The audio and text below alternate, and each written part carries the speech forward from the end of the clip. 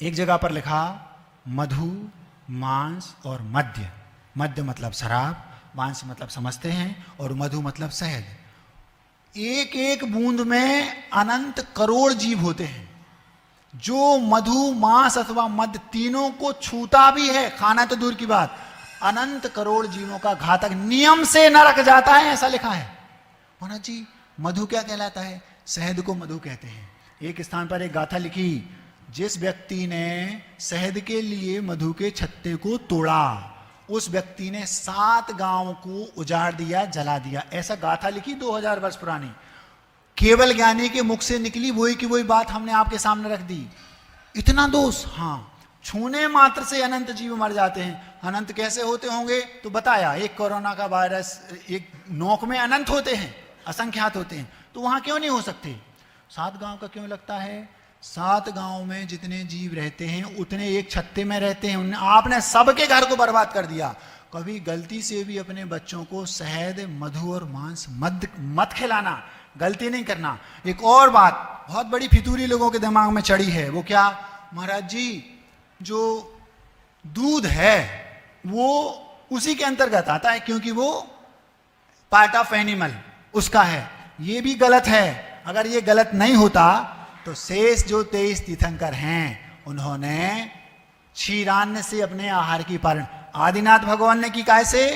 गन्ने के रस से, और शेष 23 तीर्थंकरों ने की क्षीरान्न से। क्षीर मतलब दूध। भगवान जो अहिंसा के प्रणेता हैं, पुजारी हैं, वो दूध लेते क्या?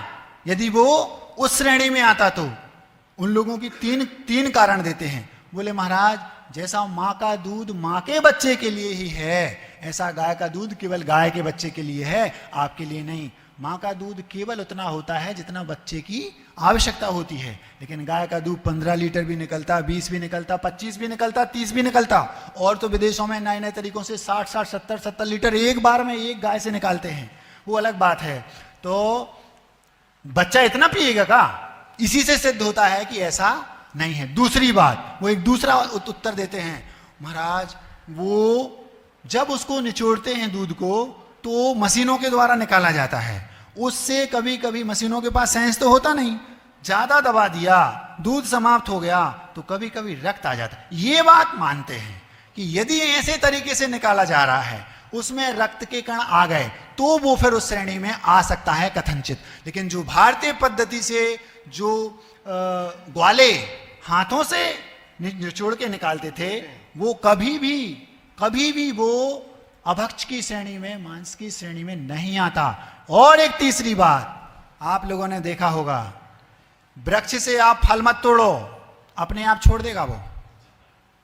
लेकिन किसी कोई पंचेंद्रिय जीव को आप, उसको पता है कि यहां 5 मिनट बाद मरना है, तब भी वो 5 मिनट बाद मरने के लिए तैयार नहीं, मुझे 5 मिनट और जीने दो, कभी तैयार नहीं होता। यदि दोनों इक्वल हैं तो वो क्यों छोड़ता है और ये क्यों डरता है? जैसे वो वृक्ष खड़ा है, आपको जब तोड़ना तोड़ लो, ऐसे ये कहे जब मारना मार दो। होता क्या ऐसा? कभी नहीं होता। ये तीसरी बात है।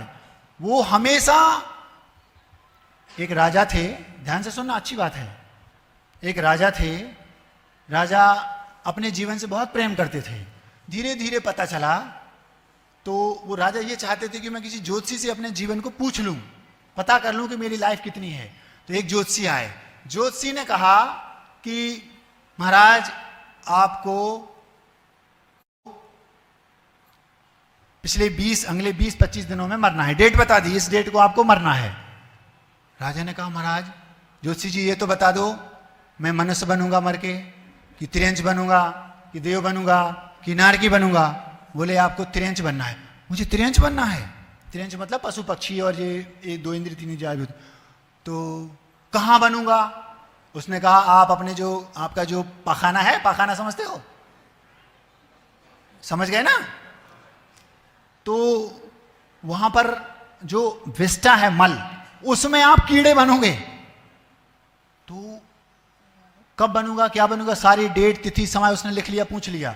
राजकुमार को बुलाया, क्योंकि उसको पता था कि ज्योतिषी बहुत पक्का है, एकदम सॉलिड उत्तर देता है, झूठ नहीं निकलती उसकी बात। तो उसने मान ली।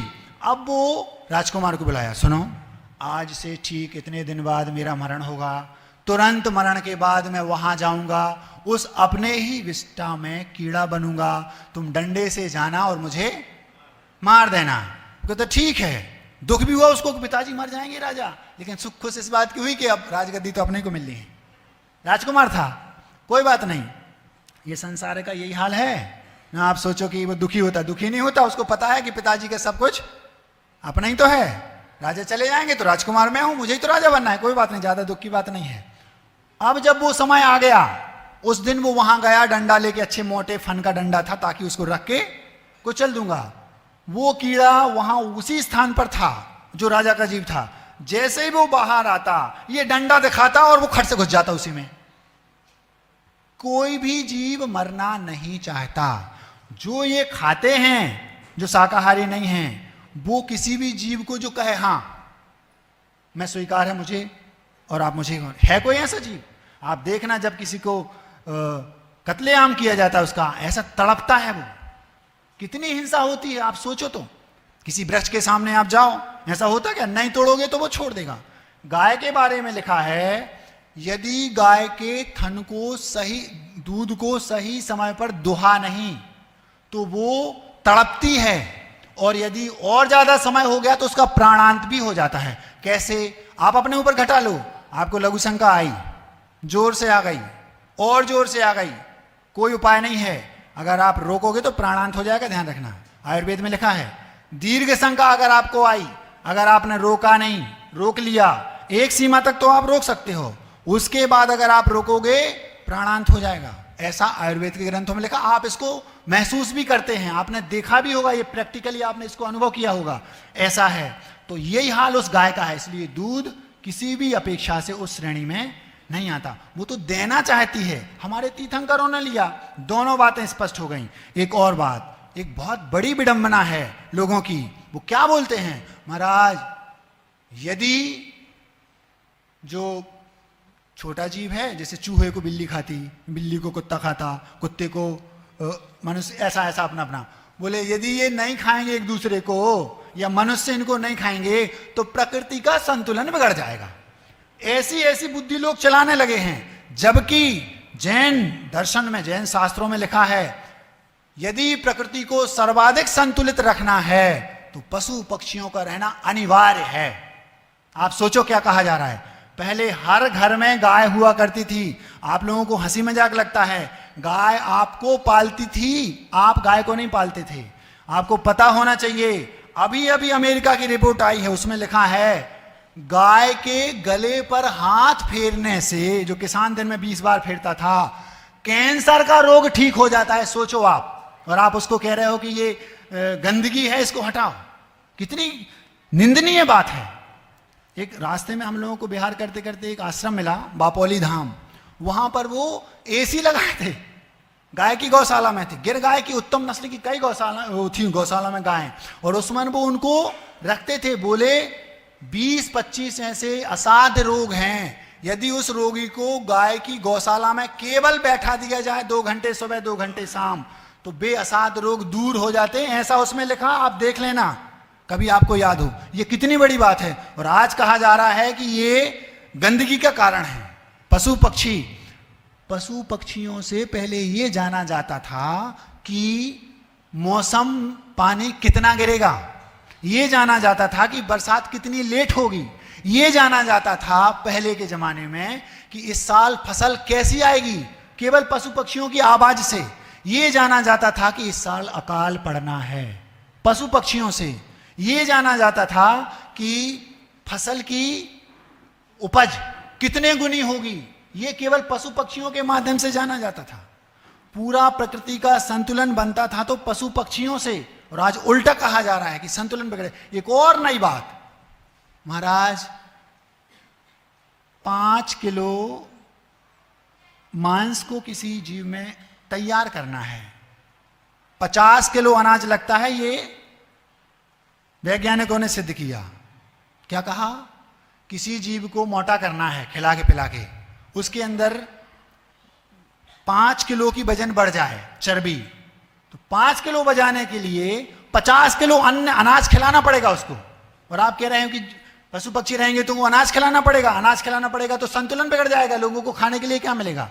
मिल रहा है 5 किलो और खिलाना पड़ रहा है उसको 50 किलो। संतुलन बिगड़ेगा कि बनेगा? ये सारी बातें आपके दिमाग में होनी चाहिए। आपके बच्चों को ये सब पता होना चाहिए और ये सारी बातें उनके पास पहुंचनी चाहिए जो ऐसा कहते हैं। एक नहीं, दो नहीं, 20 बातें हैं ऐसी। बात समझ में आ रही कि नहीं? कितना अंतर है? एक जगह मांस रखा है और एक जगह आम आदि रखे हैं, फल। एक और नई बात, एक बार की बात है,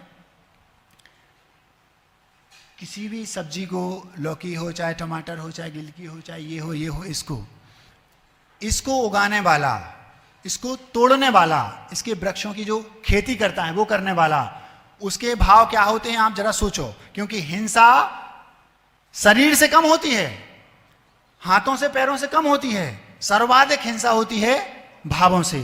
कोई किसी का कत्लेआम करने जा रहा है, कत्लेआम मतलब उसका घात करना चाह रहा है पंचेंद्रिय जीव का, आप उसके परिणामों को नापना।